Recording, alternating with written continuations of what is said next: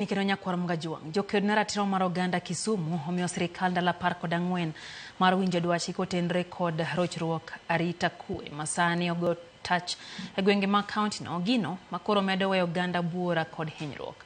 Vincent Adhiambo ntiere kod ler koya kaunti ma Kisumu. Kane giloso kod Ramogi TV odiochieng' ma kawuono, joked ne ratich oganda go ne oyango ni thoth kuonde dak mopogore e sub-counties abiro ma Kisumu sani arita kwe orochore mokalo kendo oganda imonjo piny maru. Kako Bunga, Manyata, Nyalenda, Mbandani, estates waduto te mantiere within Kisumu, Nubiana, Rina, kamora mora, insecurity is too much. Dhani go tokgi chuma. Sama weni kawuono mutieno manyoro kinyi makawuono. General kama wantieni nitie jowa mano tong mano gogi chuma manie casualty kanyo rito mondo kete ward to nyaka karango.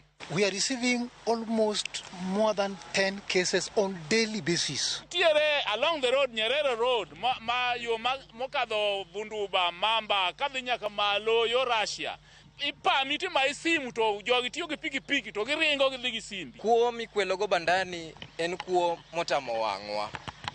Gima kelo mano mwaseneno bandani kacha en koso tich. Kawuono kende kawadhi hospital ka ma en Kisumu County Hospital. Nitie jogo mano hiny koa e safar. Iseyo obila ma Kisumu kuom seketo nyau e tijgi marido arita ne jopiny ka gilieko ni chal ka gima obila go tiyo kanyakla kod jomaundu mathoro monjo ji. Police kar mondo gidil gi weche jomaundu gin giwuotho mana kuonde michoke pesa mag changa.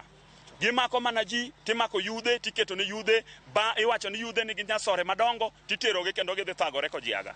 Imako mine tiketo nigi kubni madongo mag changa, titerogi gidhi kod yaga ni gin ma giuso changa. To onge gima ni mbele machalo gi mano. Ba joma richo gigwenyore gotieno. Kwayo gine sirikal chalo kama.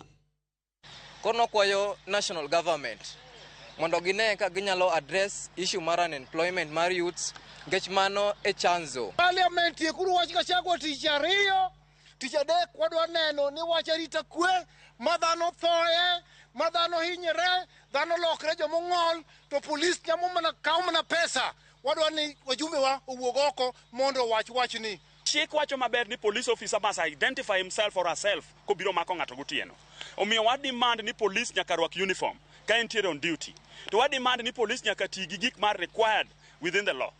Wadwa wacho mano gi duond jo Kisumu waduto wate. Ni wadwa request PS Raymond Omolo, to wadwa request Kithure Kindiki, ni wadwa bedo kodgi gimiluongo ni the Kisumu County Consultative Meeting, kata stakeholders meeting. Wadwa discuss godo weche mag insecurity, to wadwa come up godo gi way forward. Joked ne ratich oganda go koro buono mar biro bago ng'anyo mar tipo tok ndalo 14 ponono sirikal okobiro winjo dwachgi kotenore kod kedo gi maundu marocho arita kwe gwenge ma Kisumu. Millicent Adhiambo, Ramogi TV, Kisumu County.